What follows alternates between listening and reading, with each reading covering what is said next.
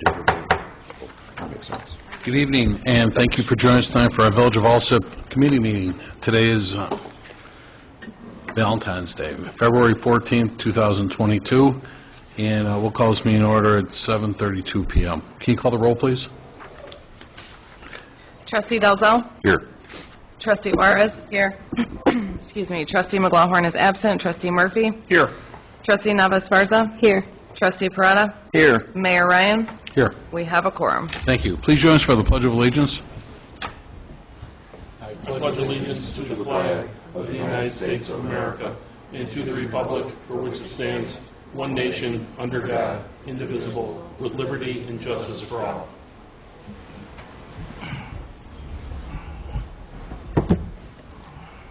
Roger, if you would please, can you keep an eye on the Zoom screen? We're supposed to have a economic development person come on. Yeah. Joyce, let me ask you, I mean, I do these in my office all the time, but are we ready to accept somebody that's calling? Can you just double check, and am I blocking anybody there or anything like that?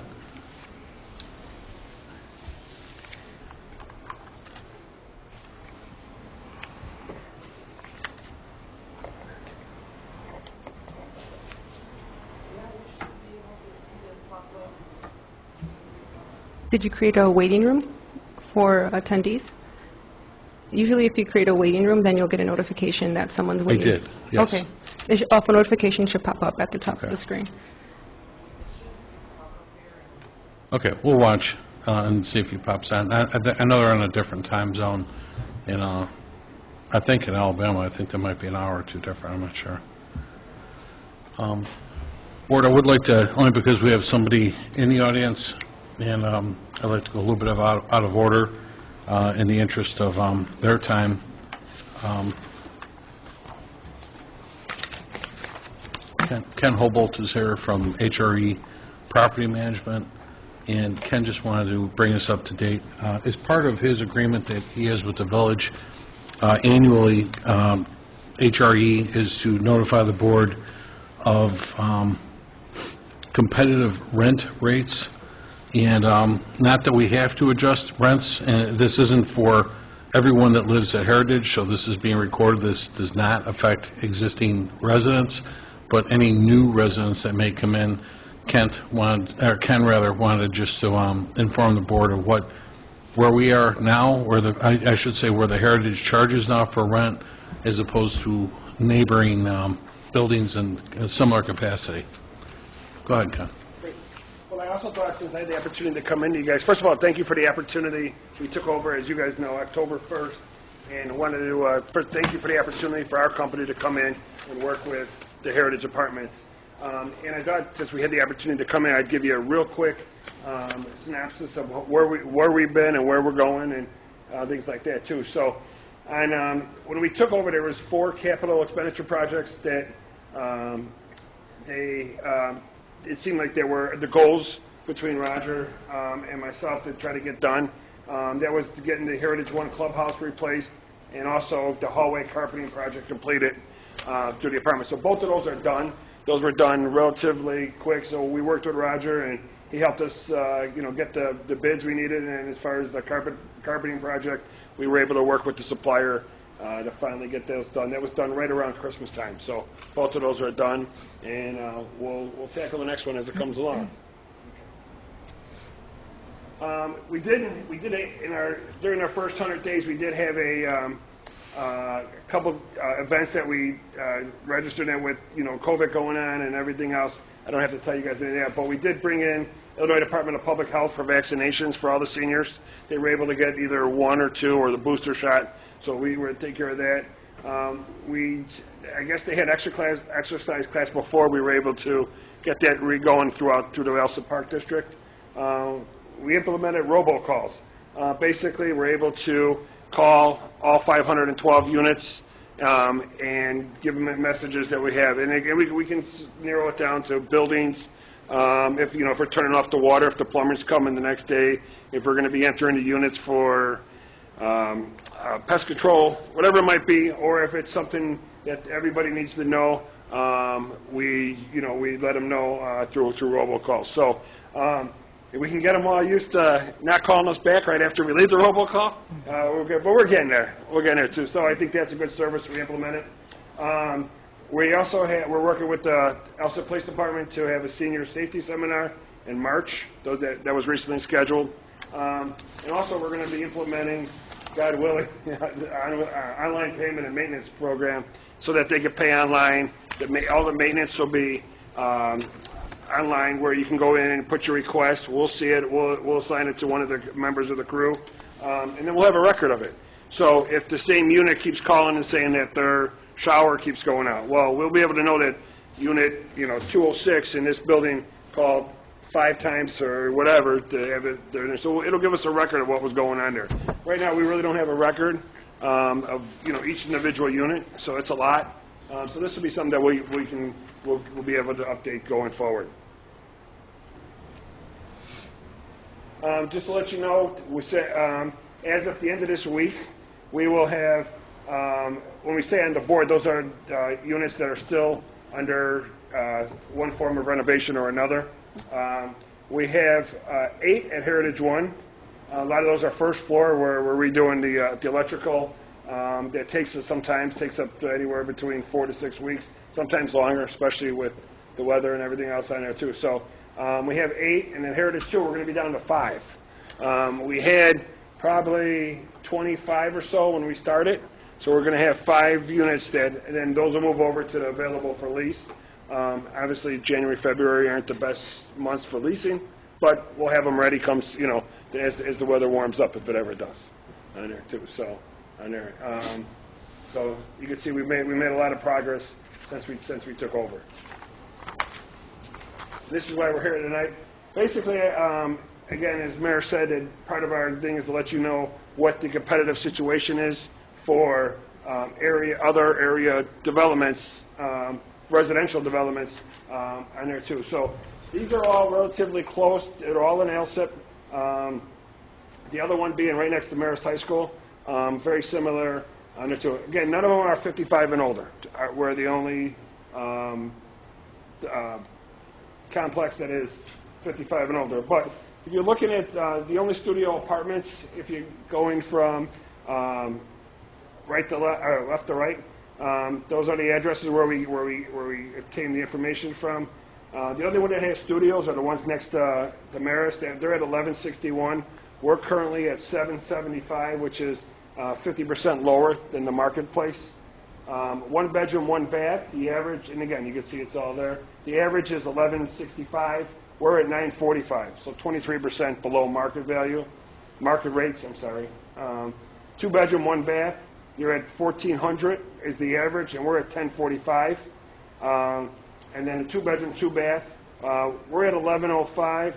That's combining. They currently split. If it's an N unit, it's 1125, which is really no bigger on size than that. So, as going forward, one of the things we thought we would do is just have one price in order to make it more simple for everybody to keep it there. So, and again, you're at 11. Heritage is at 1105, where the average in the area is 1580. So we're 43% below. So one of the things that I suggested was that maybe, and this is only for the rents, new people coming in on there too. So I would recommend like about $100 on there. It's your project, it's your apartments. You can do but that's just my suggestion. I think you need a modest increase. You do have increases in we know that everything's going up. Nothing's getting cheaper. So I think there's room definitely for, and I don't think we'd have any trouble leasing them. As you see, as from the previous slide, we're not really having any trouble. Ken, just a quick question. How do these compare utility-wise? I haven't rented an apartment in 20 years. How does that rate utility-wise with what's offered? Yeah, I think it's they're all pretty similar. I think a lot of them are boilers and systems, so it's a universal heating system on most of these. Again, I haven't been in any of those other ones, at least that I can remember. So yeah, I think everything's similar as far as amenity-wise. We as you know, we have a full-time staff, we have a full-time office. The one next to Maris does have that, and I think the one on 122nd Street, 4622. I'm sorry, the one on 119th Street does have. It says on their website that they do have a maintenance staff full-time on there. So water and heat are pretty standard in apartments, and is there anything else electric wouldn't be? No, they all pay their own, individually pay their own electric. Okay. I also had a question in regards to comps. Square footage, what's the difference between Heritage and then the comps that you have listed there? Great question, but they're all real similar on there too. A lot of them, some of them didn't give the exact, that's why I don't have them on there. I didn't want to look like that I missed there. But they're all real similar in there too. I think as far as condition, what it looks like, and this is from mine, just going by the buildings, they're all very similar. I think the one on 111th Street, it shows their pictures. It could be the pictures too, but they look like their amenities might be a little bit newer and whatnot too. What is the square footage of a Heritage unit, roughly? Anywhere from 680 square feet up to just under 1,200 square feet for the 2 beds and bath. Okay. Thank you. And he is correct, they are very similar in size. Okay. And what's our current vacancy rate then for Heritage 1? About 97%. Our vacancy. Occupied vacancy. That was 3%. 3%? Yeah. If we can go back to this slide here. You have it in front of you there too, but that shows as of the end of this week, we will have Heritage 2. There will be 17 total. But again, we've got showings every day. We brought over one of the members of our team that he's strictly there for get them all leased and get them done at the get them showing, get them in, get them qualified, get them in. So you're not having issues like getting prospects coming in? No, we have a waiting list of over 100 people. Now, whether or not those people are qualified, we don't know until they come in. So. Ken's done a nice job. His organization has done a good job of qualifying prospective tenants and so forth. We've had a couple, I'll tell you right out, they've tried to go over his head to come to me. I'm like, no, we stand with the management company. That's why we have them there, that kind of thing. So, no, Ken, you guys did a good job over there. Ken and I met a couple weeks ago to talk about this particular topic. And while this is an administrative action, at the same time, I double-checked with legal, and they said it's always a good idea to get a consensus from the board as far as where you want to be with rent, that kind of thing, too. So this way, everybody's got some say in the matter and stuff, too. So, Ken, I have a question. These other complexes that you compared to, none of them are 55 and older? Nope. The closest one that I found was in the Hyde Park area, and that was more of a high-rise. It wasn't, low-rise on there. You So can't really compare that. yeah, so it's not apples to apples. So I Right. try to give you what's in the neighborhood and what's close by. That's what we do. Please keep in mind, too, after the first year of renting, once Ken sets the price, just like everybody else, this is going to increase by $10 a month is the increase on this. So $10 a year. $10 a year. I'm sorry. Yeah. I'm sorry. You're right. I was saying it right. Yeah, I was saying it right because that'd be up $120 after the first year. You're right. I didn't receive a copy of the packet, so I don't know if it was printed out or... This one? Yes. All green? Thank you. I apologize. I was told there was only going to be 3 of you guys here too, but you ganged up on me. No. It's okay. I'd be happy to email that to you if you need. Okay. Thank you. Certainly, what we'll do, Ken, is certainly the whole board can weigh in on this, and what we'll do is I'll bring this up at like the next meeting and ask for consensus on this, because this way everybody's got a chance to kind of digest what they're looking at here today.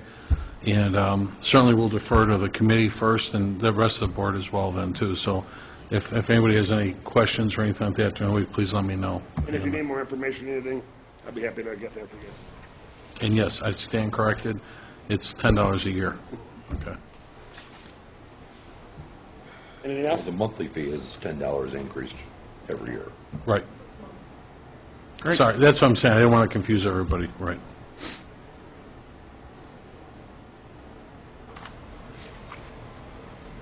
But it's in your recommendation, it's what you and I had talked about. I think $100 is fair. It's not, you're definitely, I mean, you could actually go more based on the numbers, but if you're trying to keep the seniors there and trying to, make it affordable, I would say probably half the people that come in don't qualify, and the parameters aren't that high. So I don't think, those who do qualify, usually it's not an issue whatsoever. How long of a period is it to qualify somebody? Pardon me? How long of a time is it to qualify somebody? So you say that you've got 100 people on the waiting So list. once they come in, so now that's another thing too. So we set the appointment. Once they come in, we show them the units. If they're interested, we sit down with them.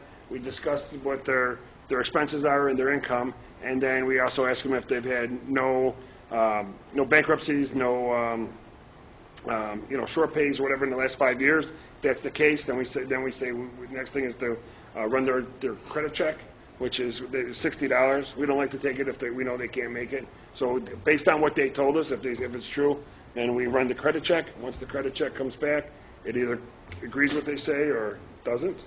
So then we make our decision whether or not to move forward or not. And then if it is, then we go forward with the lease. So. We're also, I get a copy of each here for everybody, but HRE and the Alsip Police are going to host, as Ken said, March 9th at 11 a.m. at Heritage 1. They're going to do a safety seminar over there.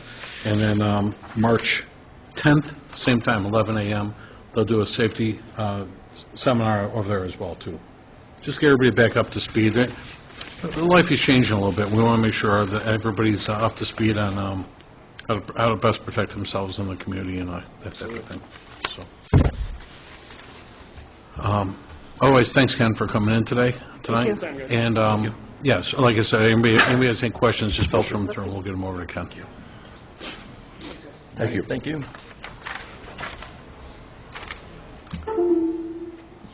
Joyce, can you tell, did our other person try and clip in there? Let me double check my email here real quick before we move on. Make sure he's not having a problem here. Thank you.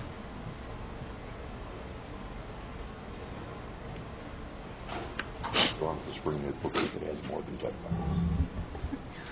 Not yet. So we'll move on with our meeting. Just don't look at it.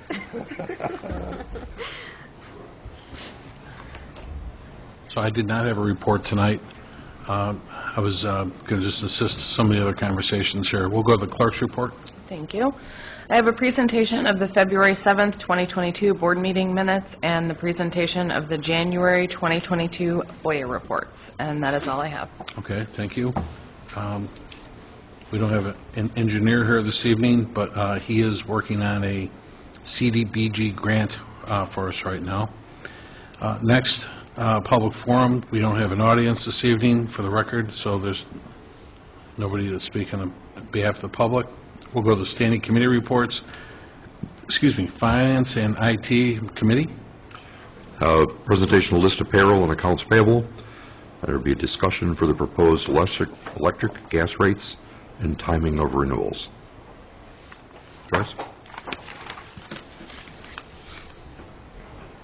Okay. I've included in the packet a short article. There's many articles out there right now. As everyone knows, the electric prices are going up, gas prices are going up. Just to kind of put an exclamation point on it that this is happening. I was in conversation with Molly and Vanderholt, I think is her last name, from Satori, and she is our broker. And she and I had discussion about this. She said, do not sign a contract immediately, that we have until, I think it's August for gas and November for electric. And so she hopes everybody kind of doesn't know, but she's hoping on the good side that there might be a little bit of a dip coming, but I want us to be prepared to move quickly. We need to get contracts signed quickly if that occurs, because it's looking at nothing but going up after that. So this is just a point of discussion, not looking to move forward with this, but wanted to keep this as a topic of conversation because we want to try to keep our costs as low as possible. Does anyone have any questions?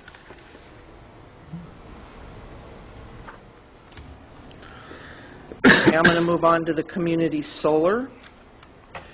So we have 3 properties, basically some of the heritage buildings that qualify for this. It's not going to be a lot of money that we save, but we have to be under 100,000 kilowatts. The property has to be under 100,000 kilowatts. Our other buildings are over that. So in order to get the savings, you sign up for this, and you earn solar credits on your bill. Like they give an example in here of $100. Depending on how much you use and how your property qualifies, you can get a 5 to 20% discount. So what that means is you owe the provider, the community solar provider, you owe them, quote, the $100, but you get to take your discount, which is 5 to 20%. Molly said that our properties would fall into the 20% category. So in other words, you end up paying 2 people because you're going to have to pay the provider and you're going to have to pay your regular electric company. But we do get a savings out of it. So I just wanted to put this out here that we have some properties that qualify for this if we want to take advantage of it. It's not going to be, a lot of money, but it's going to be something.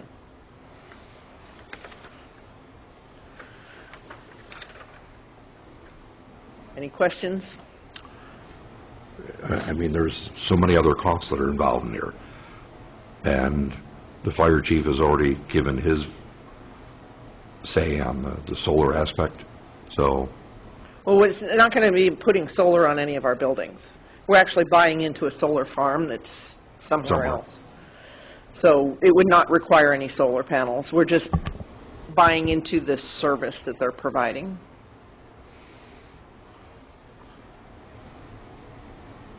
Was there paperwork involved? So it would be more of a village investment? No. You're buying the service from the provider. The provider is generating solar electricity for AEP, Okay. as an example. And so the savings that they are giving to AEP is reflected on our bill. That gets passed to us. Okay. So that, like I said, if we have $100 in solar credits, that, in other words, there's $100 of our bill that was generated by solar. And of that, we still owe the entire bill, quote, but we get a 20% discount on that $100, so we don't quite pay the whole bill. So we'll only pay $80 of that $100. So it's minimal, what we're looking at. It's not like they're going to generate $2,000 a month of solar energy for us. We're going to get a piece of it. So. And what's our investment on that? Nothing. We sign up. Okay. It doesn't cost us to sign up. Okay. Yeah, this basically, you're aggregating the power, and you're like buying through a field, like she was saying, you're buying through a service. And the farm is someplace else. Yeah. There's no It's upfront cost. not here. What was And your why question? not? Well, Because we don't have enough land. yeah, exactly, yeah. That's exactly it, That's why they market these more to individual homes and so forth all the time, too. I'm sorry, Trustee Juarez, did you Village have? never pays for anything? I'm sorry? The village never pays for anything? No, there is no charge for us to sign up for these.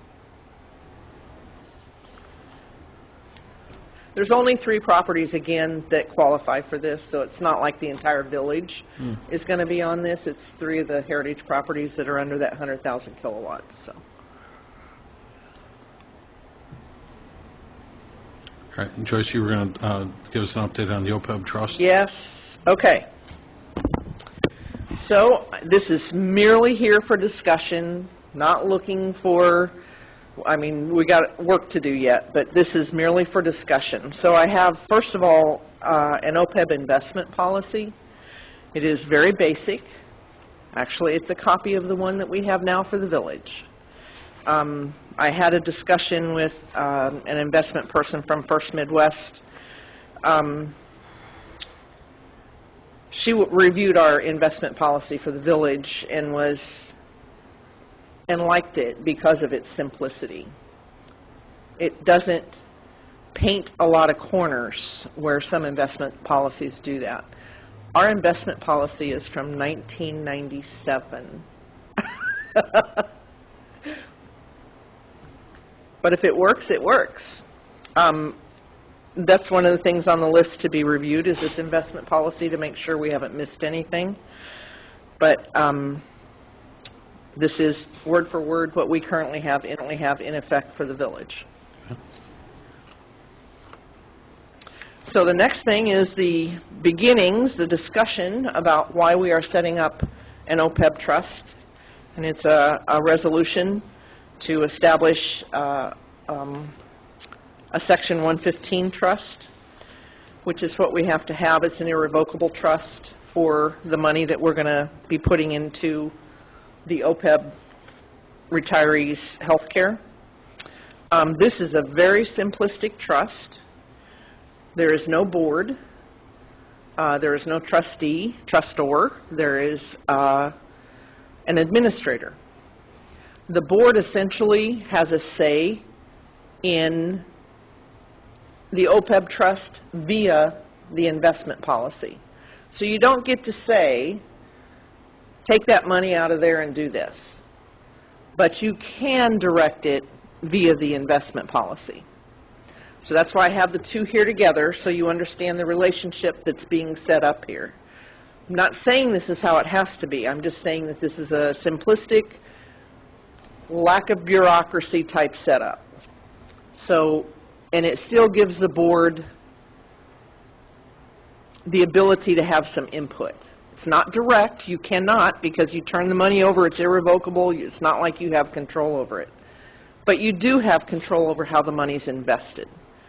So you can direct, we can put into the investment policy that, you know, we don't have to put it in investment policy. We can, as the board, you can direct certain percentages, you know, 60-30, 60-40, 60-30-10, you know, 10% in cash, 30% in fixed, and 60% in the market. You know, you can control things that way. Does that make sense? Totally. So that's one of the reasons I wanted to present this, because I think it's a whole lot easier to get implemented than to try to set up a full-blown board, have a trustor and an administrator. You know, I don't think we need to do that in the beginning. As this grows, perhaps, but we're talking about, and I know I don't want to make this sound slight, but we're talking about $16 to $18 million. If we were talking 50, 75, I'd say maybe we want to have a little more control over this, but I think we need to get it started.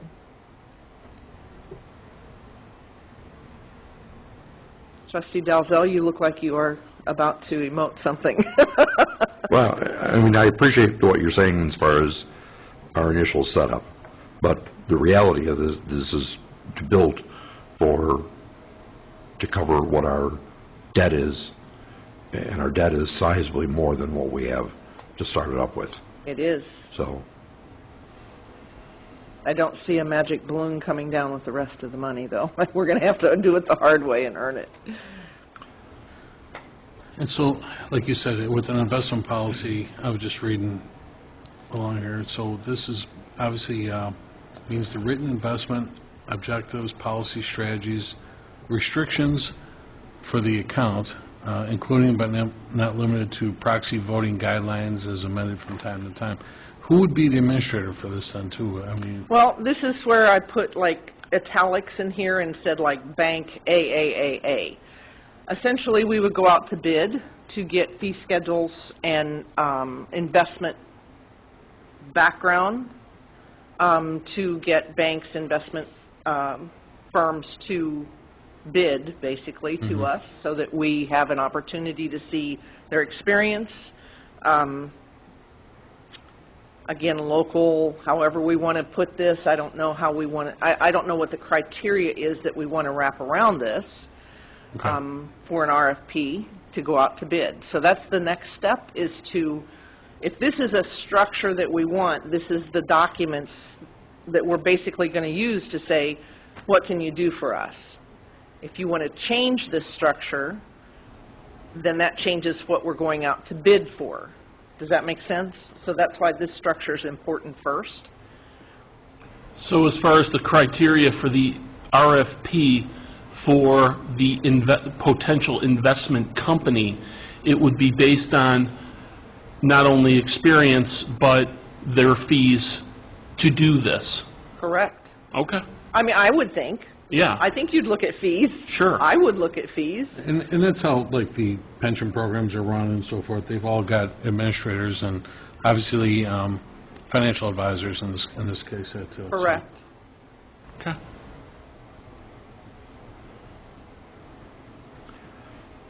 So, Joyce, we can talk about this again at our next committee meeting. What do we need next with regard to what you're talking about here?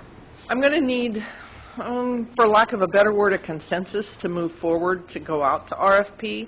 But to do that again, I got to have a consensus that this is the structure we want to move forward with.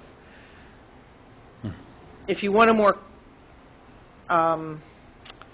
complex structure, again, a board, you would have an administrator, a trustor, you would have people in place beyond this. The board, obviously, I mean, find 6 people that don't want to be paid for anything that want to sit on the board. Joyce, how much money are we talking about for this investment right now, too? Between 16 and 18 million is what we have. I'd probably still be in favor of a small committee of some type, to help make those decisions, only because you get... It's not going to be anybody that can be controlled by the board. Okay. We have to turn this over. We have to hand it to somebody. So We got to set this thing up. I mean, we have to, I want to see something with milestones, because we've been talking about this thing forever. And thank you for the progress, but we still have nothing. So you get a stack of papers. When last we spoke, I had heard 90 days we're going to have something. no, I said by April 30th. Okay. So is that still? It depends on your decisions. I've presented to you with an idea of how I think that we should move forward. Right. If you choose not to do that, it changes the timeline. So this gets it implemented quickly. Can we change it in the future? Absolutely. Right. But if you want a board, then we redo this, and then we have to have additional. You've already said that you didn't think that a board was the right choice. I do not. Right. So it sounds prudent to me, but we'll never get anywhere if we don't start. I am starting. I need your okay that this is where we want to go. And if this is how we're going to move forward, then we can put an RFP together and we can start getting that out the door and get some people in here to talk to us. Okay. And that's the objective. What do you propose, say you're given this evening, the consensus? What do you propose to be the time frame? I want to go out to bid in March. Okay. Get that bid back. Once we have the bid back and we make that decision, we can execute the paperwork. We're in business in April. If not April, the very first part of May, which would be into the next fiscal year, which is fine, too. I'd like to have it before then. Right. It's for our audit, so that we can say we have an OPEB trust in place. That's my objective. Right. I agree. So you answered my question, though, better, was, where I, like a committee scenario, you're saying that we can't have, like, anybody on this board on that particular committee? You can, the mayor can have the option, when you build that board, you're going to be making the decision about what types of people are on that board. You can say, I'm going to have 2 trustees on that board. You can't have a majority because it's basically then Understood. representation. Right. So you can have like 2 trustees from the board or 2 trustees on the board. Just like we do with, I'm trying to think, I thought it was, No, there's appointments when you have even on the pension boards, you have 1 or 2 appointments anytime. yes.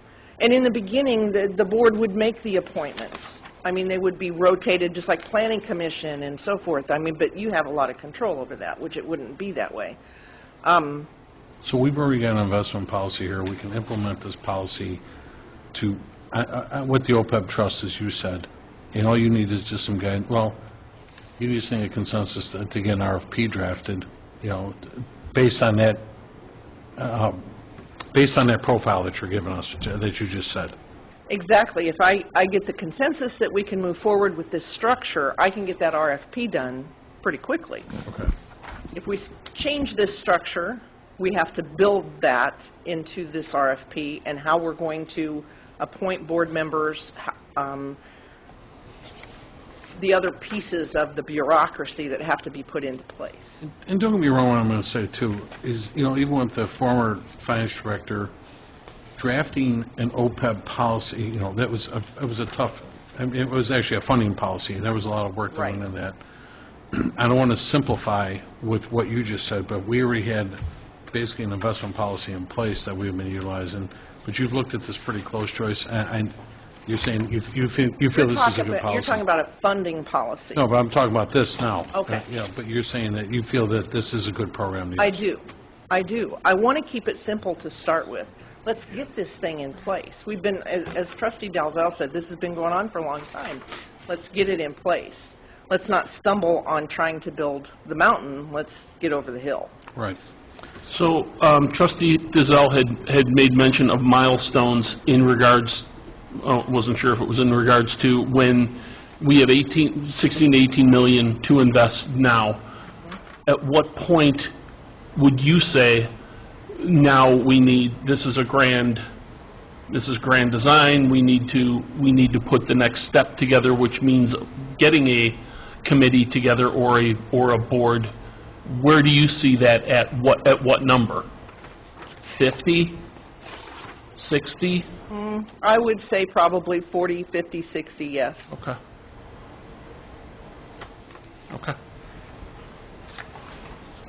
Anybody else have a question for Joyce? No. And how about if we do you're looking for a consensus to get an RFP drafted, right? Because we have to approve the RFP yet, which we can obviously see once the RFP is done. Do you want to do that at the board next week? Or do you, I presented this so there would be discussion and consideration, and if you want to absorb this and we do this next week, that's fine. I think that's what we'll do, is we're going to put this on the agenda, asking for approval to go out to draft an RFP for this based on these documents. Yeah, right. And then from there, we'll have an RFP come back, the board approves that, and it's out there by, let's call it March 7th. Yes. Okay. Yes. All right. That's all I have tonight, Mayor. Okay, thank you. Hey, the gentleman we have from Next Site just sent me a note on my email. He is trying to get in. Can you double check? It said it was waiting for the host to recognize him.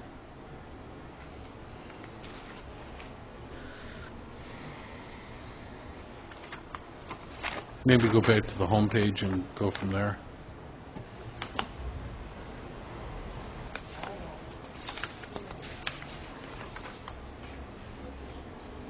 I know, he's waiting, but I don't see him.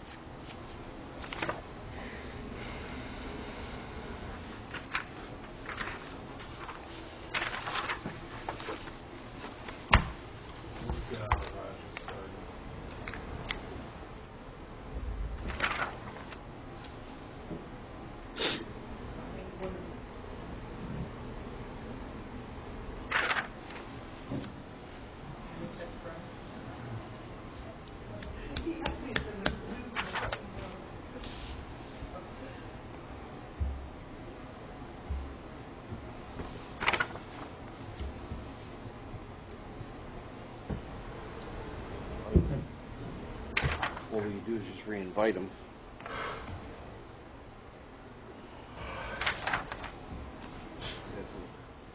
This is the number he's got, right, for the meeting password?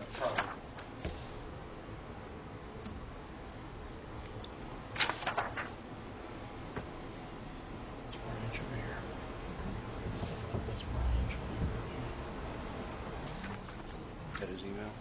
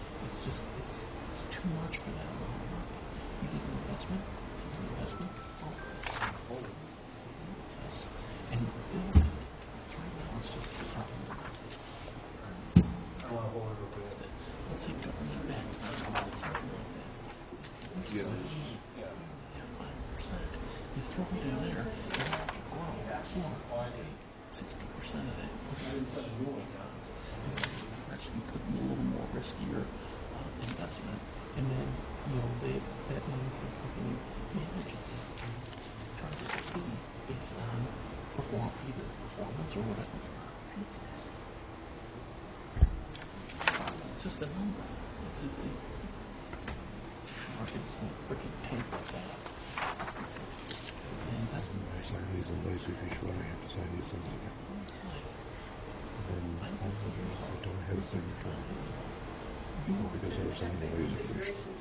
What are we doing? Because I'm closer to retirement, that kind of thing. So they're going to take, they're going to diversify, they're going to divide the problem. Some are a little risky.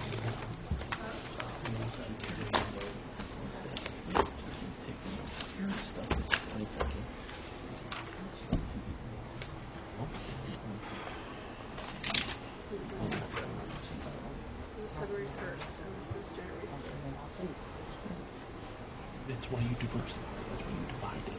60% is 30%. Just let it sit there.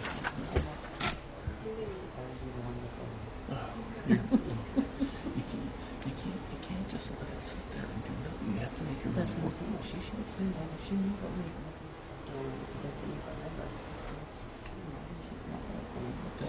This is the problem.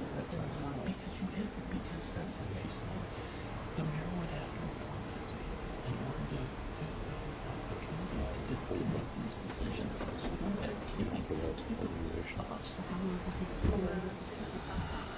There you go. There he is. Can establish the policy. She couldn't. People get told that we're getting all this stuff for it.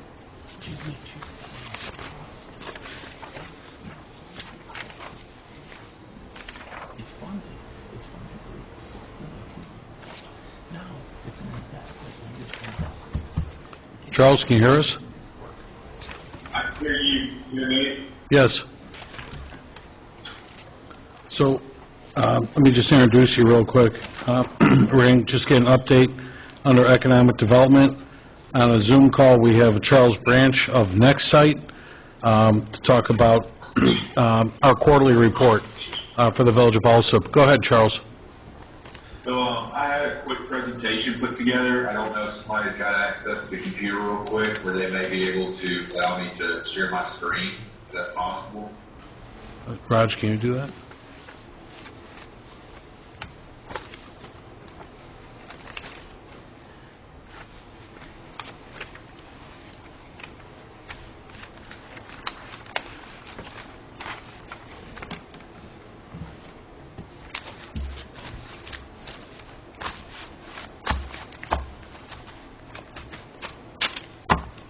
So I see you on screen. Trying to remember what. Roger, What you might have to make him the host. and then make them the host of the meeting. If you click on the participants, exit out, stop screen share. On the red button there, it says stop share. And then go to participants, down, click on the arrow, and then where it says more, next to his name, make host.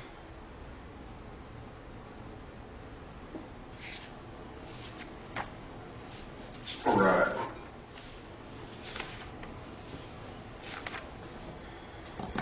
You rock, Catalina. I'm on Zoom all day. All right, go ahead, Charles, you're up. All right, appreciate y'all's time this evening. Just wanted to share a little bit of the information that we put together on the market. I don't know if everybody's had access to see this. Letting Pat Eves into our meeting right now. Pat's with Nicor Gas. Pat also represents Cook County from the Nicor Gas efforts. Pat, before I get started, is there anything that you wanted to say real quick? No, I'm good. Okay. Hello. So starting off the Jewel grocery store here in Alsip.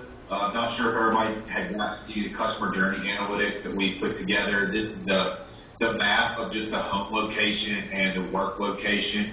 Obviously the red and kind of orange and green clusters are more of your frequent shoppers to the Jewel. Not surprising, obviously they're in Alsip. And then as you see on the right, the work location, not surprising that you have people go into downtown Chicago to work just with y'all's proximity.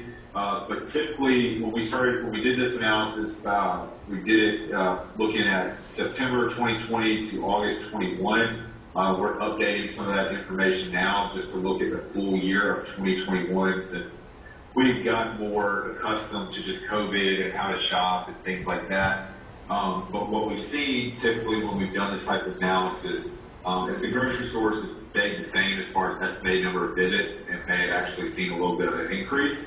But typically you got about 700,000 shoppers or 700,000 visits to the Jewel grocery store in your market with a unique 150 vendor customers. So on average, a customer visits, 4.5, 5 times a year. And so that number kind of gets skewed sometimes when just you have your one person visit. One of the things that I found very interesting just from this analysis is that people that go to the Jewel, 50% of their shoppers originate either coming from their house or that they're coming from another grocery store. And then after leaving or after finishing shopping at the Jewel, they typically go straight back home or they may go to food for less. At the very bottom, you're seeing trade area coverage distance as far as, how much of the percentage of the population, within from a radius standpoint on the mileage side, is located near the Jewel. When you get to about 2 to 3 miles, you get to about 50, 75% of your customers. That's when I'll mention that just a second from now, but also just wanted to show the customer journey analytics and the zip code analysis as well, looking at just the different zip codes that are used in Jewel from a shopping standpoint. But I mentioned that number about 2 to 3 miles for the Jewel, and that's what we've come up with as the primary trade area for Alsip, based off that Jewel grocery store. And the supporting information that goes with that, we believe the primary trade area, from the analysis that we've done, that the primary trade area is over 65,000 population. Really good household incomes, daytime population is also higher within the market. So a lot of really good data right there that we've been sending to developers, tenant reps, and retailers. But we've also done the customer journey on the Home Depot as well. Different type of customer, different type of need as far as people coming to the market. Similar though, as far as estimated number of visits, almost or just above 700,000, but a little bit more uniqueness as far as customers, over 220,000 unique customers.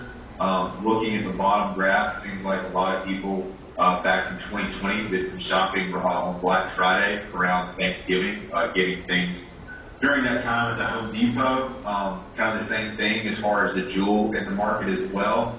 A lot of people originate from their house and go straight back home, but I also thought it was interesting the people that maybe go into the Menards in Crestwood and not finding what they need and then making their next stop go to the Home Depot in the market.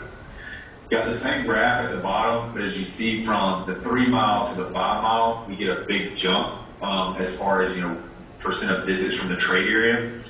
Still got the same zip code information, but we built this secondary trade area that's larger than that primary trade area, pooled a little bit farther as it relates to mileage and things like that. And the trade area population number with that is over 130,000. Still really good income, still really good daytime population as well. As we get into gap analysis, for a market like yours, and some of these categories that I've put on here, every time we're working with the community, always hear you can't find a place for men to buy a shirt, or children's clothes, or sporting goods, or things like that. So we found that a lot of these categories really present themselves as an opportunity for a local business or an entrepreneur to potentially start a business within the market. So these are a couple of those categories where we have found, based off of the supply, the 2020 supply, and what's being spent by different households, that money's being spent on these products and services, but it's having to leave that 2 mile radius. It's going into Chicago or it's going into other markets. And by doing that, you're missing out the opportunity on the sales tax revenue that's being generated from those purchases. So by working with the chamber, want to make sure that local businesses have this type of information.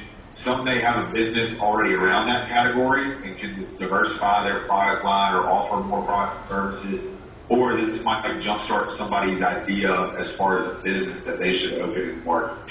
And we're able to take it a step further as we get into the consumer expenditure, actually able to look at different products, what's being spent at the household level from year to year. So as you see, this is for men's clothing. You can do the same thing for women's clothing as well.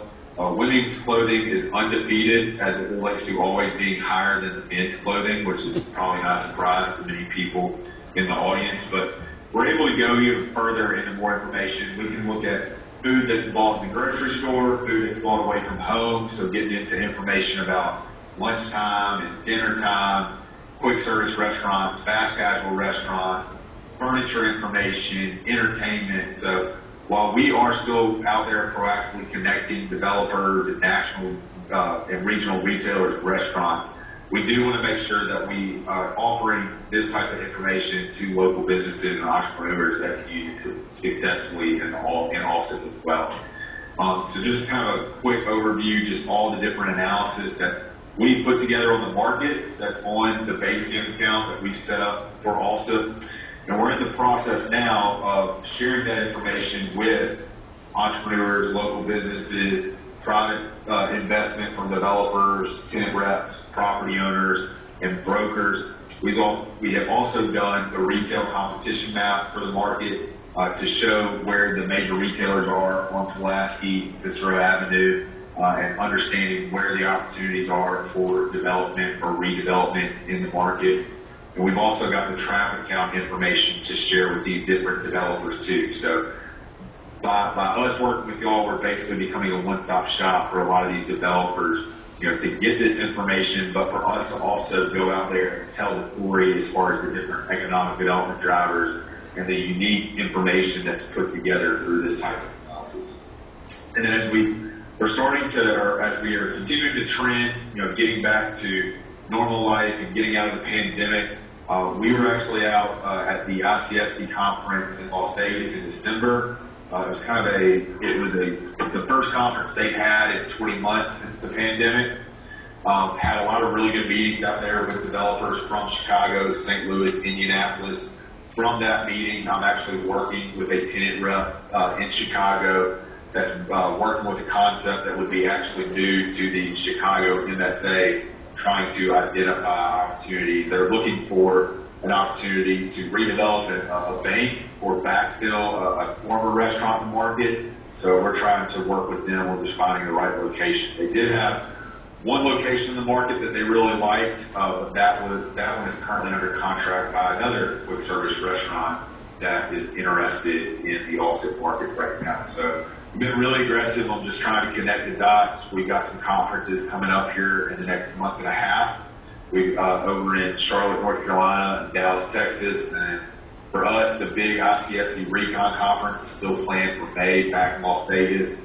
I expect there to be a Chicago ICSC conference as well, which is typically in late September, early October, so we'll be there as well representing the village, meeting with the different developers, tenant reps, connecting the opportunities we see. We're seeing a lot of opportunities for fast casual, kind of sit-down restaurants that are growing right now and looking for opportunities. Typically, those developments have been kind of a multi-tenant strip where the restaurant may be a 3-tenant building, and then you got complementary retail next to it. So we've got some developers that are reviewing those opportunities right now. We provided them the retail peer and Boyd list on the market, and just trying to continue to position Alsip as one of their next opportunities, make sure they got all the information they need, and when they have questions either of the village or questions that we may not be able to answer, making sure they're connected with the appropriate individual from the village side. So with that, be happy to open it up to any questions from the board, just as far as the research analysis or our efforts so far. Charles, this Mayor Ryan.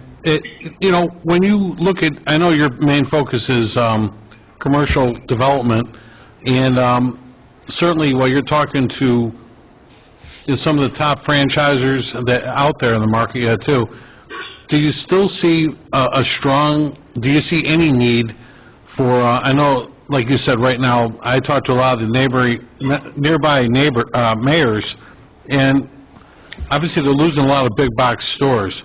Do you see anything, and I mean, when we look at our social medias and whatnot, certainly that's what the public's, really dying for, but are you seeing any of that in the Chicagoland area, anything like that ever coming back anytime soon?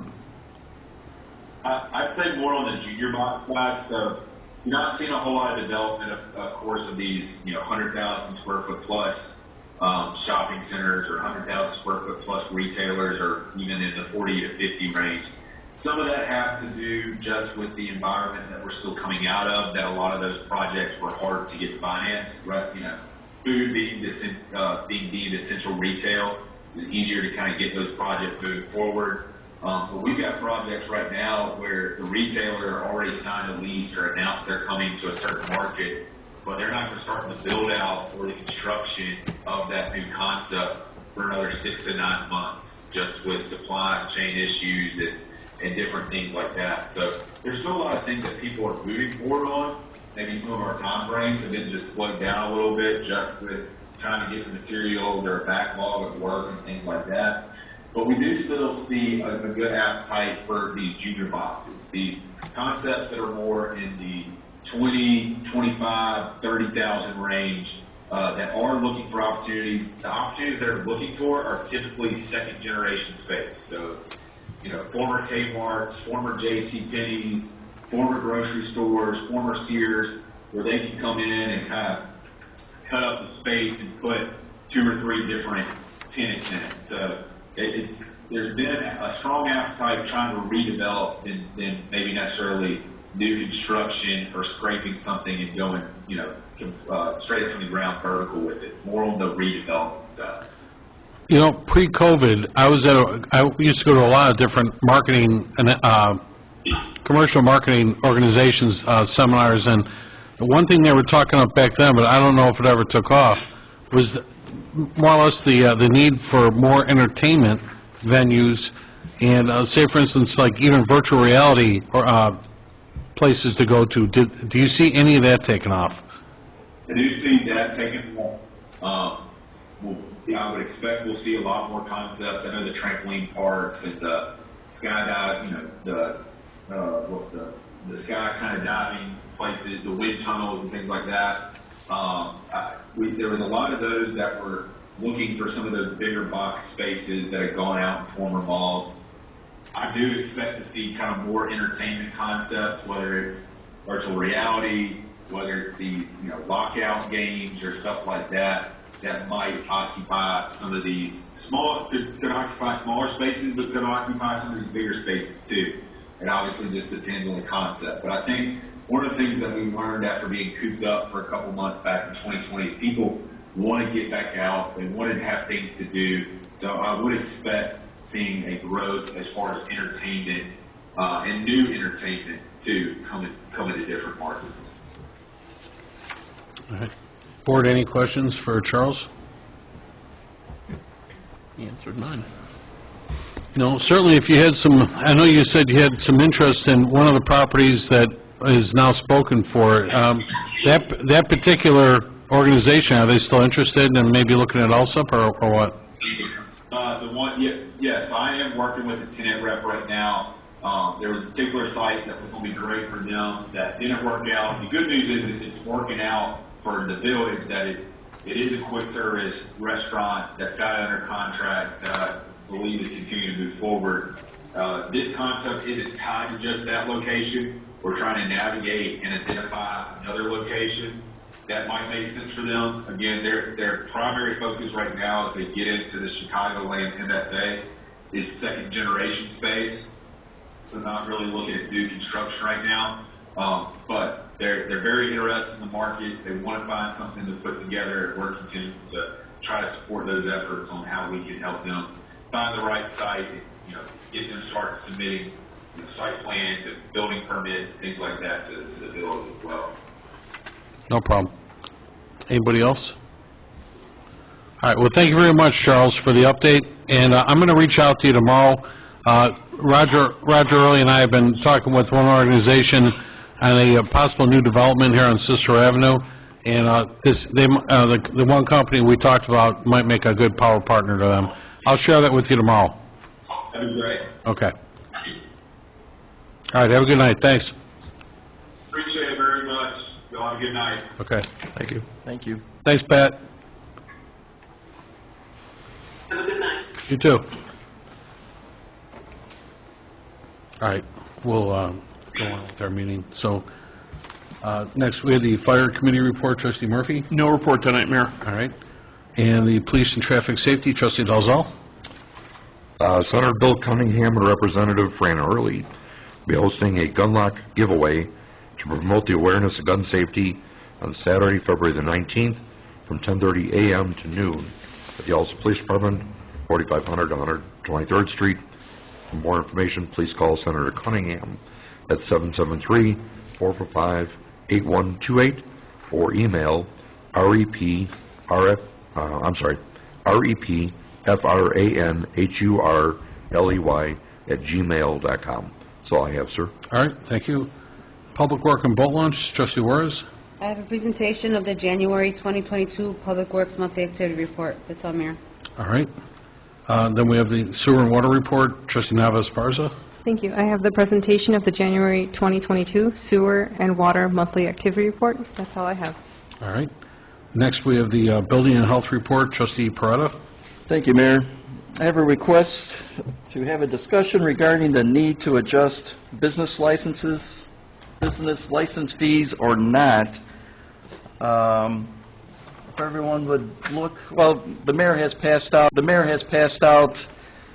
some information, a proposal to adjust licensing fees. It's on page 65 of your packet.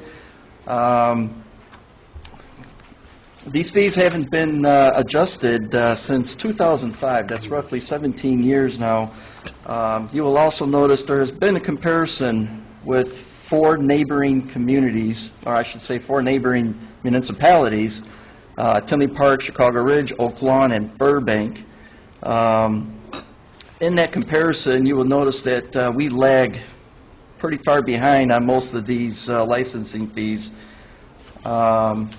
Now, even with this proposed fee adjustment, we would be equal to the lowest of these other four comparisons.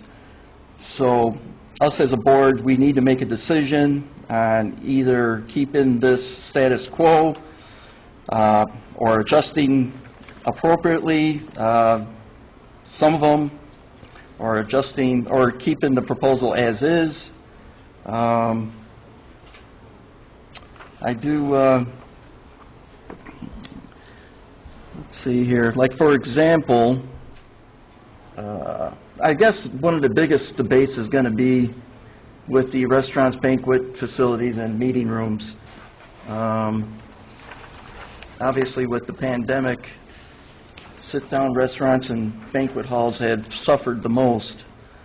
So I guess we would need to decide if we want to keep licensing fees as status quo, or if we feel a need to adjust this. Now, licensing fees are an annual payment, so a space of 500 square feet, for example, has been proposed to adjust it by $25. I mean, we're looking at roughly $2 a month. But I welcome any other suggestions. And I'll fill in, Trustee, thank you.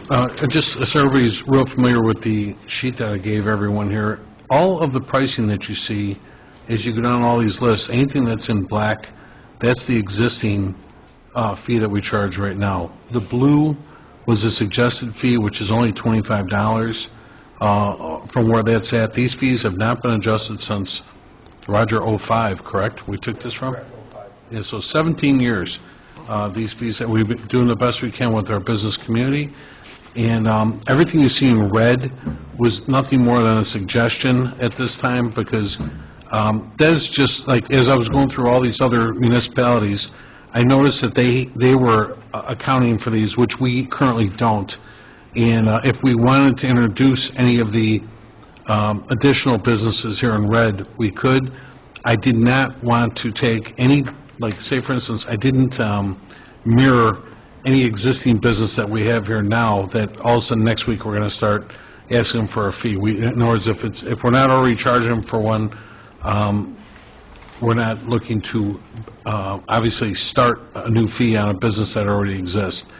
But these are businesses that might not exist in town, but if and when, let's just say, I give it, because these meetings are being taped, for an example, if you had a board-up contractor. Now, these businesses certainly exist, but right now, Raj, we don't have a licensing fee for that, do we? This time we do not. Right. The only suggestion I would make is in regards to retail, ranging from 0 to 1,500 square feet, the recommended change is $75. And then in contrast, you have home occupation going from 60 to 85. I would just suggest keeping that in line at 75 versus the 85. Yes, because then it's just pretty much professional services.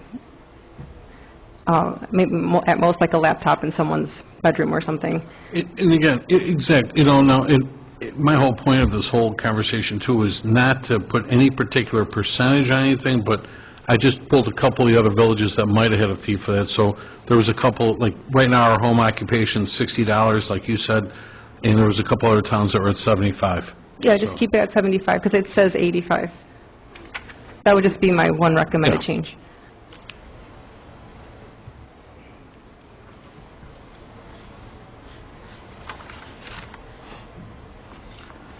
Not every community, not every municipality was easy to navigate their websites, but again, I felt we wanted to identify with like communities such like Alsip to best compare where everybody else was at.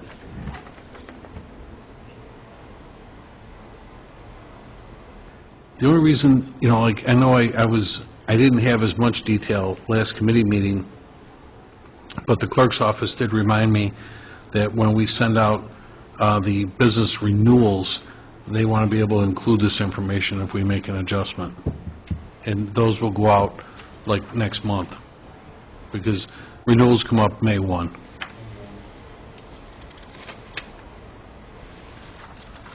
So certainly if everybody, again, I know I put this out over the weekend, but if anybody has any questions, happy to answer it. Otherwise, I can bring this back up at next week's meeting, seeking to at least adjust what we've already got in our books, meaning everything that's in blue that you're looking at here. And if anybody wants to incorporate any of those new businesses, please make a note of it if you want to identify with those as well. Mayor, for example, you have under businesses ATM. We currently don't charge a licensing fee for that. No. If there's a bar or a restaurant that has an ATM in their machine or in their facility, we don't charge. No.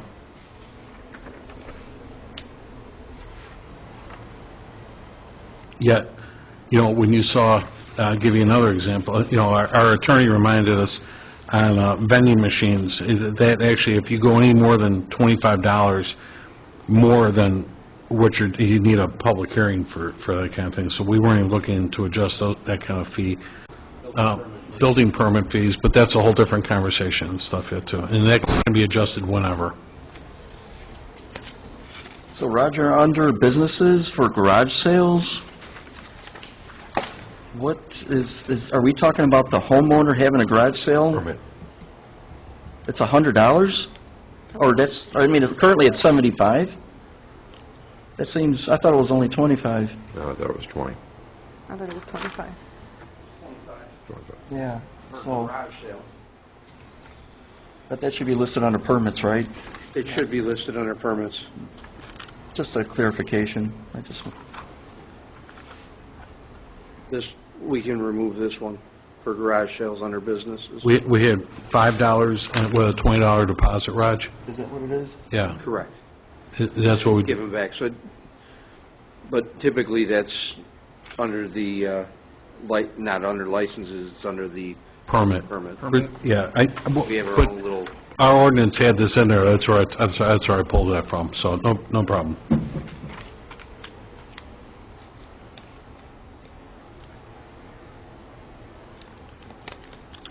Any other questions, Board? Unfortunately, right now, I think dry cleaners are always a great idea, but we don't have one in town right now. But should we have a dry cleaner, you can have a license there for $100 to have a dry cleaner in town. Things too, like circuses and whatnot, those can be determined by the board as well too. I mean, I put a number on there only because a lot of other people already did, but we don't get much call for a circus. Maybe once a year you might have something like that. Have you been to my house? Didn't even want to go there, trustee Murphy, And then, but we do, another one too is even things like tree trimming, to have a license to be a tree trimmer in town. We don't have a fee for that right now. this time, no, we do not. Right. So that's why I'd added these. As I was going through, looking at other communities, I was certainly trying to identify with what we mainly have a need for, but don't currently.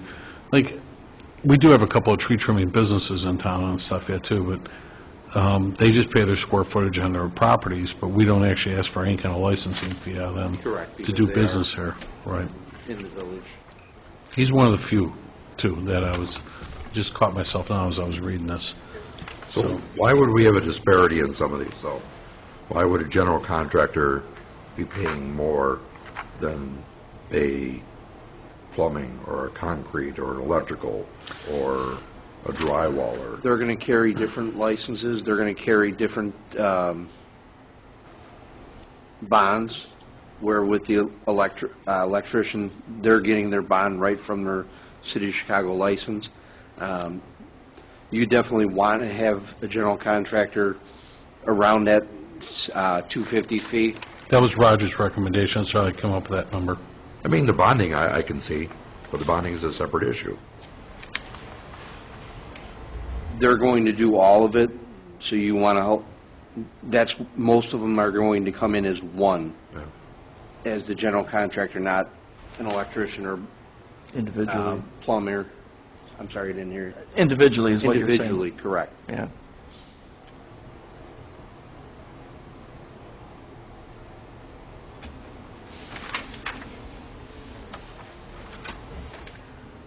Roger, I notice you have swimming pool under businesses. That should be under permits. Installer. It's if you had a swimming pool contractor in town. Installer. To install. Oh, that's an installer. Yeah, that's like if you had a business here, right. I got you. But per job, yes, you're correct. There'd be a permit fee for that.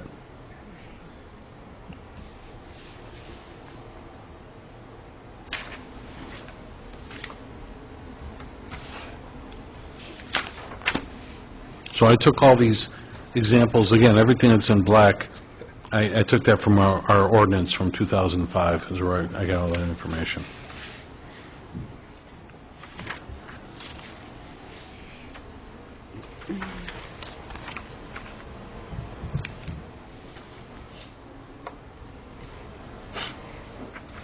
All right, if there's no other questions, I'll get back with that next week again then, too. And then, next we had the Human Resource and Insurance, Trustee Murphy. No report tonight, Mayor. All right. And then we'll, thank you. Next, we'll go to Special Committee Reports, Economic Development. We had a report from Nexite, but Trustee Neves Barza, anything else you want to add to the report? No, just a comment. I wasn't in favor of utilizing Nexite, but I also want to highlight just that I think that a different approach is needed in regards to recruiting and attracting businesses, and I still believe that a community development professional, either a manager or community development director, would benefit the village. I know some of the trustees were also somewhat supportive of that, so I hope to make a case for that again. But I wish, Nexite success in attracting businesses in our community. Understood. I know you and I had a couple conversations during the week, and again, I talk with a lot of entities like the CalSag Enterprise Zone and whatnot. I always want to stay up to speed on make sure we're not missing anything, and we're not right now. Nothing. I mean, there's a little bit of industrial development going on in different communities, but almost no commercial retail at this time. So we're trying to do the best we can. No, I understand. That's all I have. Okay. Next, so we heard from Village Properties. Anybody, committee, anything else from Properties? No. Okay. Ordinance legislation, Trustee Peretta. I have a request to discuss amending video gaming fees. Page 69 of your packet. There is a recommendation to change the video gaming fees. Currently here in Alsip, we have 143 video gaming terminals, which we charge $500 per terminal, which we bring in $71,500. Once again, you'll see some comparisons of other municipalities throughout the state, throughout Cook County, Will County, even DuPage. We are at the low end. Us as a board, we need to discuss if we want to actually increase the gaming fees and or operating license fee. So this is up for discussion as well. So again, I put together the data that you're looking at, and the summary that I had on the back of the page. As Trustee Peretta just pointed out, the Village of Alsip has 25 establishments currently that offer video gaming, which includes 143 video gaming terminals. Between last year, if you took December 2020 till December 2021, the business establishments and the video gaming operators shared, their share of all this was over $11,600,000. The Village of Alsip received $580,000. The last time the Village of Alsip adjusted the fees for video gaming terminals, they went from $25 to $500, was in 2017. As far as, the board can set the bar wherever they like. It doesn't even have to be this year if you don't want it to be. I only brought this to your attention now because the state of Illinois just passed a new bill in the last couple of months that said that the video gaming terminal operator and the establishment can now share fees, and you can set those fees any way you want. So, I want, again, I'm not putting a percentage on any of this. I just gave you an example of what other communities are doing. There's probably 15 or 20 examples here of what I gave you other towns are. The one that stood out to me, and they're certainly doing all right over there, was the town of Cicero, Illinois. They were as much as $1,500 per video gaming terminal. They've got 400 video gaming terminals in Cicero, Illinois. And between the $600,000 in fees that they bring in and so forth. And this is all public record. You go on the Illinois Gaming Board website, there's over $2.1 million. We're nowhere even close to that, and we don't have to be. We've got a nice community here, and we charge fair rates. And again, if the board saw it fit to implement these increases next year, you can do that. You don't have to do it this year, but if you did want to do it this year, again, much like the licensing fees, these get updated May 1. So that's the only reason I brought this to everybody's attention now. Mayor, we had discussed one time that we would consider charging a fee to the, not to the establishment, but to the owners of the machines to do business in Alsip. Is that the same as what's here in them sharing the cost, or? You could do that. You can put this on the video gaming operator, from what my assistant Becky said, and they can in turn go back and share that fee with the establishment. You know, if, in other words, if it's a 50-50, they can recoup that from the establishment. But all the state is saying, the state's not telling you how to design your fees. They're just telling you you're allowed to share those fees. It used to be the establishment had to pay the whole thing and try and recoup from the gaming company.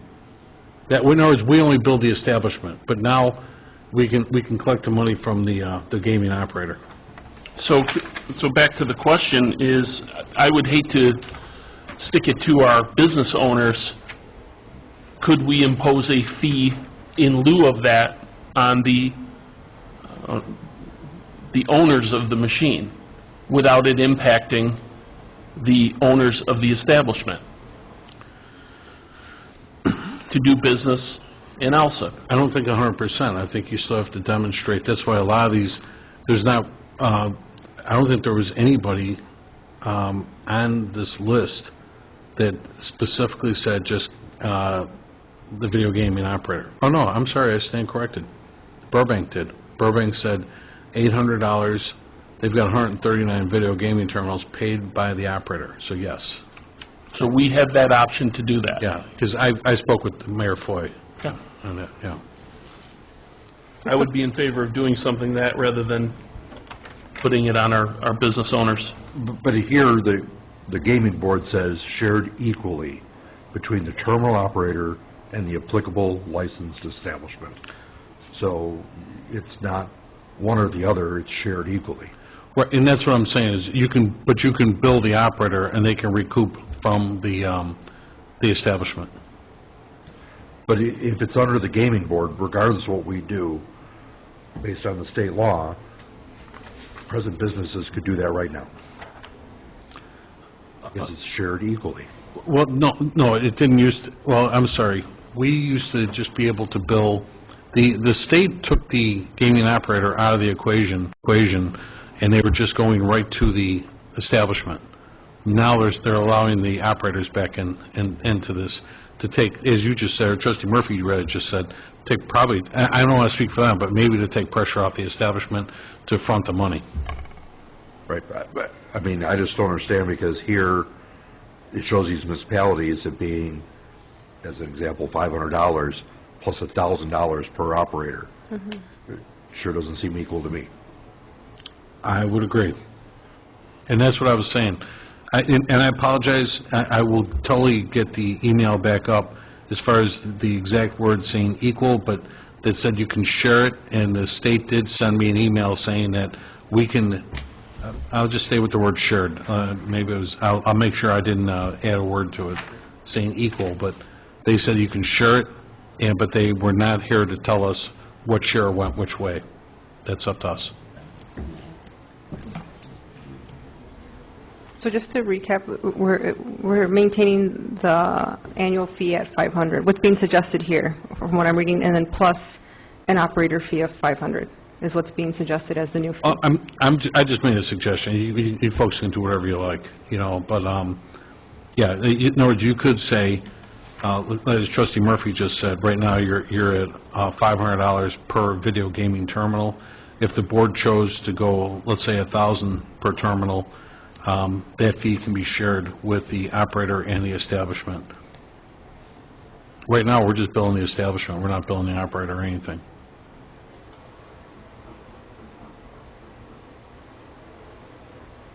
And what I had proposed just now was actually suggested by a business owner, what, a year or 2 years ago, if you recall. I agree.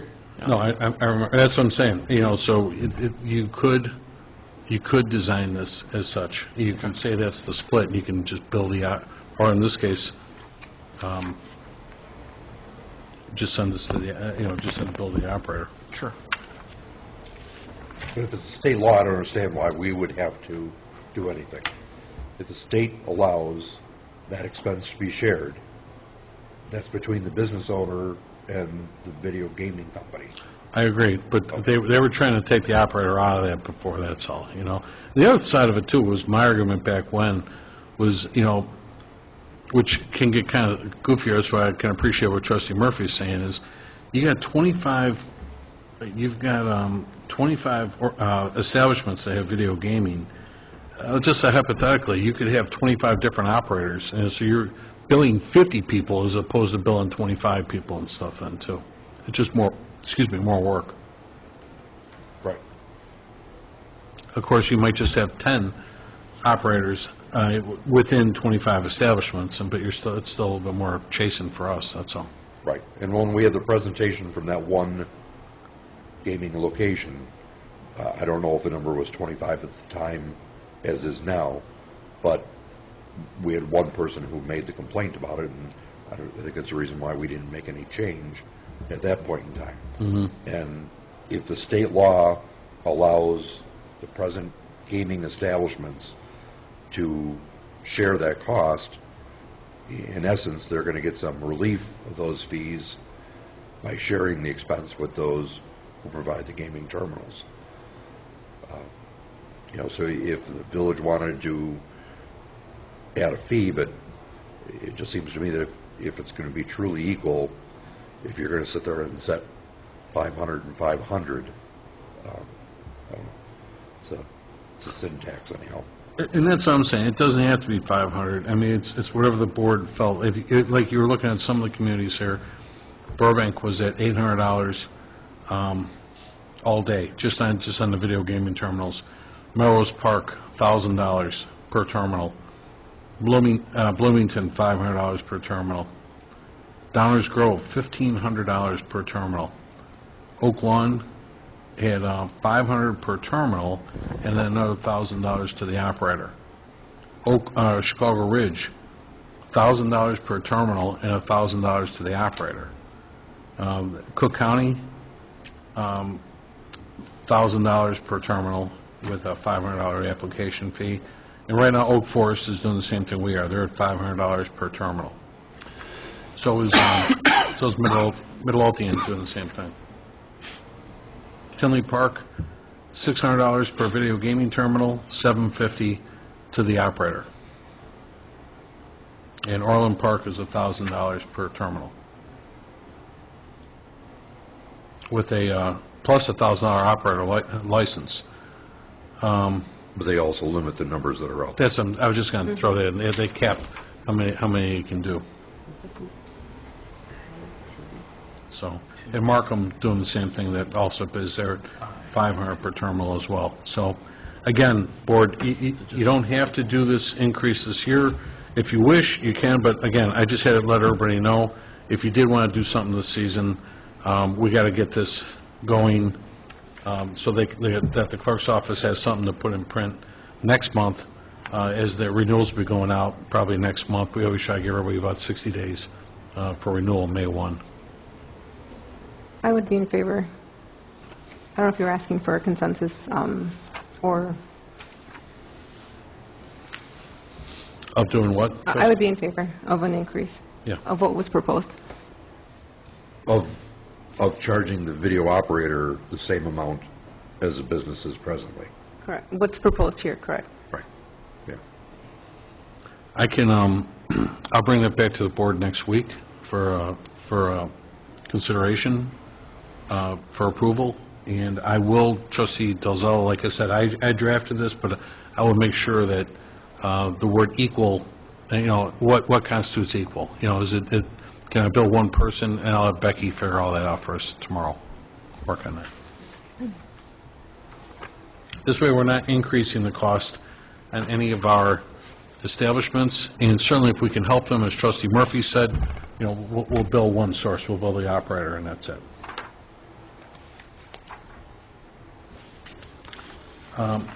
Next, what else do we have here? Planning and zoning licenses, Trustee Juarez. I have a presentation of list of licenses dated January 31st, 2022 through February 11, 22. I also have 2 public notices for public hearing. The Planning Commission will hold a public hearing for case number 2022-03-R-100 and case number 2022-03-S-200 on Wednesday, March 2nd, 2022 at 7:30 p.m. at the Village of Alsip, 4500 West 123rd Street, Alsip, Illinois. The Village of Alsip Plan Commission will be hearing an application for case number 2022-03-R-100 for re-subdivision combining one lot into 2 for property located at 11820 South Lamont Avenue, Alsip, Illinois, and for case number 2022-03-S-200 for special use I-2 to I-2 special use truck repair, property located at 4190 West 123rd Street, Alsip, Illinois. Parties wishing to be heard will be given the opportunity to do so at that time. Thank you. All right, thank you. Did anybody have any presentations, petitions, or communications? Any unfinished business? Any new business? I need a real short closed session with everybody before we leave. And get the language here for this real quick. This is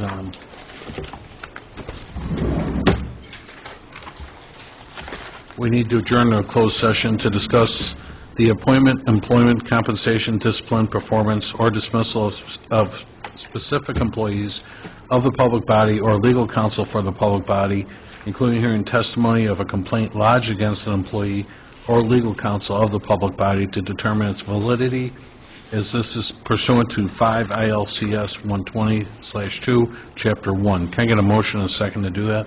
I'll make a motion. Second. It's a motion to adjourn. The closed session, sorry, yeah. That's what I had in here, adjourn to closed session. I'll make a motion to adjourn to closed session. Second.